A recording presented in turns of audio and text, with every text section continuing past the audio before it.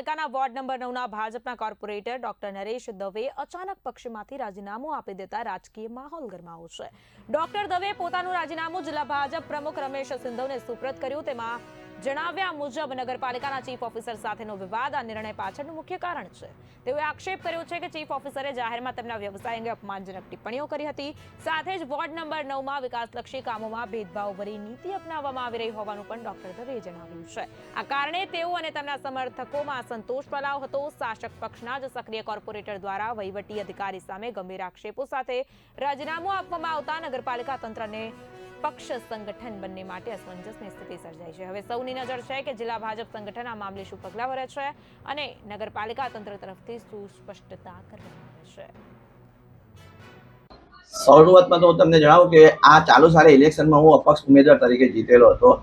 પછી 2021માં મને એમ લાગ્યું કે પ્રજાના અને વિસ્તારના કામો કરવા પડે અને નરેન્દ્રભાઈ મોદી પણ સારું કામગીરી કરી જ રહ્યા છે વડાપ્રધાન તરીકે। એમની લાગણીથી અને એમની કામગીરીથી પ્રેરાઈને હું ભાજપ પક્ષમાં કોઈ પણ શરત વગર જોડાયેલો હતો। ભાજપ પક્ષમાં હું જોડાયા પછી ત્યાં ગયા પછી હું મારા વિસ્તારના પ્રશ્નો માટે સતત રજૂઆતો કરતો રહ્યો છું। સામાન્ય સભામાં રજૂઆત કરી છે અને પદાધિકારીઓને કરી છે અને પક્ષમાં પણ કરી છે।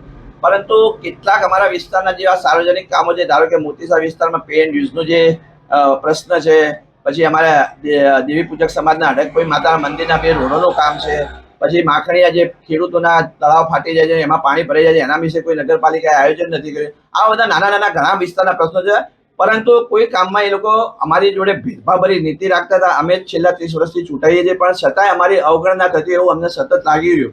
પરંતુ તાજેતરમાં જ્યારે નગરપાલિકામાં તો હંમેશા 2 ગ્રુપ હોય જ છે રાજકારણમાં કોઈ પણ પક્ષમાં, પરંતુ તાજેતરમાં જ્યારે અમે કારોબારી સમિતિ ચાલતી હતી ત્યારે અમારી જે રજૂઆતો હતી એના અનુસંધાનમાં અમારા વિસ્તારના ગરીબ લોકોને જે લારી ગલ્લાની હરાજીઓને બધું કરવાનું હતું બેને કર્યું, એનો પણ વાંધો નહોતો ચીફ ઓફિસર સાહેબે। પરંતુ ત્યારબાદ એ વેપારીઓને ત્યાં સ્થળ ઉપર બોલાવીને પછી હરાજી મુલતવી રાખી, એનો પણ વાંધો નહોતો।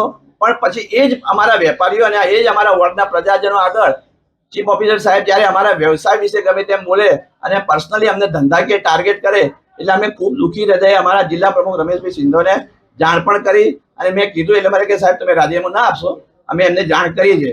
પરંતુ ત્યારબાદ પણ બીજા દિવસે અમારા વિસ્તારમાં રાધનપુર વિસ્તારમાં આવીને ચીફ ઓફિસર એની એ જ વાત અમારા વ્યવસાય ઉપર ઇફેક્ટ થાય એ રીતની વાક્યો બોલી અને અમને બદનામ કરવાનું કાવતરું કરતા અમને એવું લાગ્યું કે હવે પક્ષવાળા કોઈ અમારી જોડે છે નહીં, એટલે અમે ખૂબ જ દુઃખી હૃદયે ભાજપ પક્ષમાંથી રાજીનામું આપ્યું છે।